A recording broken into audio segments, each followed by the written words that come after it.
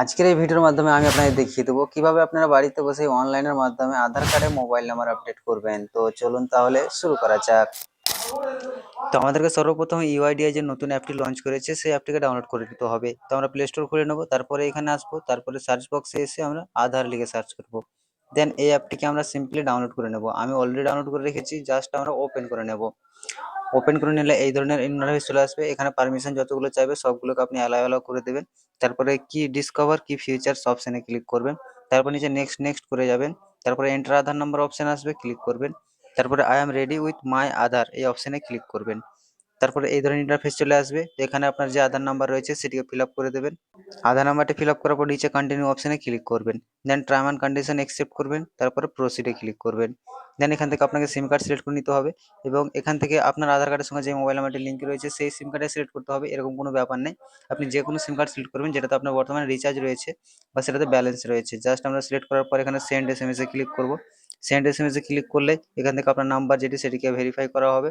অর্থাৎ যেমন ফোনপেতে ভেরিফিকেশন করা হয় সেভাবে কিন্তু ভেরিফিকেশন করা হচ্ছে। ভেরিফিকেশনের সঙ্গে সঙ্গে তারপরে কন্টিনিউ টু ফেস অথেন্টিকেশন অপশনে আমাদের ক্লিক করতে হবে। ক্লিক করে দিলে এখানে বলছে you are register number with different, অর্থাৎ আমার আধার কার্ডের সঙ্গে যে মোবাইল নাম্বারটি লিঙ্ক রয়েছে এবং আমি যে এখানে সিম কার্ড সিলেক্ট করছি সেটি কিন্তু আলাদা আলাদা অর্থাৎ ডিফারেন্ট, সেই কারণে কিন্তু এই মেসেজটি আসছে। তো আমরা কন্টিনিউ উইথ দিস নাম্বারের অপশনে ক্লিক করব। এখানে ক্লিক করলে এখানে এখানে কিছু বলছে ইন্টারেস্টিং দিচ্ছে, এখানে ফেস স্ক্যান করাতে হবে। তার আগে এখানে বলছে কি আপনি কোনো চশমা পরা চলবে না এবং আপনি যেন প্রপার লাইটের মধ্যে থাকেন।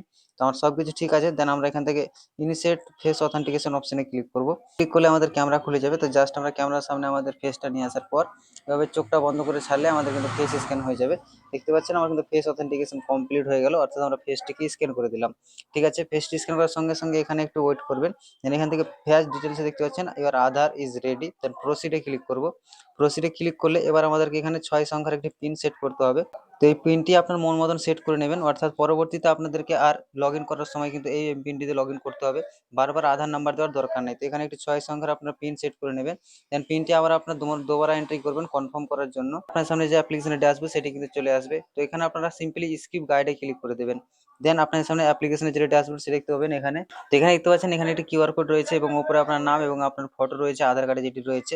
এবং এই কিউআর কোড অপশনে যদি একবার ক্লিক করেন তাহলে আপনার কিন্তু আপনার পুরো ডিটেলস দেখিয়ে দেবে, আপনার নাম, date of birth, address, Aadhaar number ইত্যাদি সবকিছু দেখিয়ে দিবে। তো আপনারা কি করবেন, জাস্ট নিচে আসবেন মোবাইল নাম্বার আপডেট করার জন্য। তারপর এখানে সার্ভিসের ঘরে মাই আধার আপডেট অপশনে ক্লিক করবেন। এই অপশনে ক্লিক করলে আপনি কিন্তু এখানে 3টি অপশন দেখতে পেয়ে যাবেন, mobile number update, address update, নাম আপডেট এবং email ID update.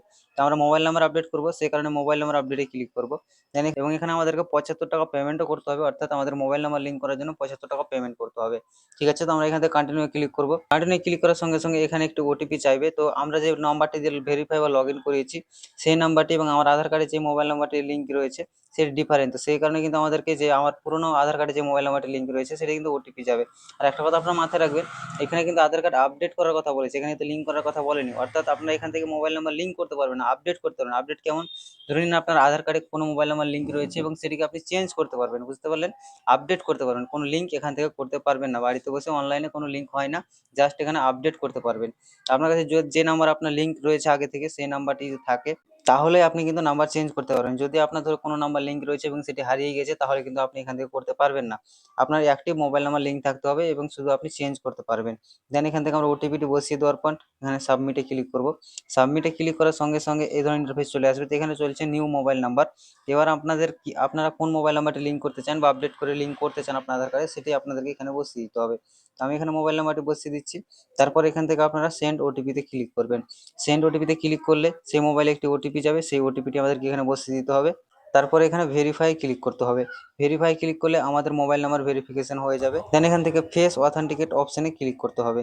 Face authentication অপশনে ক্লিক করার পর এখান থেকে আরেকটা টার্ম অ্যান্ড কন্ডিশন দেখাচ্ছে, অর্থাৎ ফেস অথেন্টিকেশনটা করার আগে আপনাদেরকে কি কি এখানে মাথায় জিনিস খেয়াল রাখতে হবে।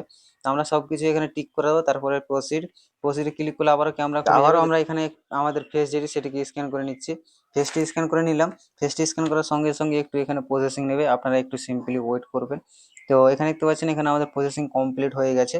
দেন আমাদেরকে এখানে পেমেন্টের অপশন নিয়ে আসা হয়েছে, অর্থাৎ আমাদেরকে এবার পেমেন্ট করতে হবে।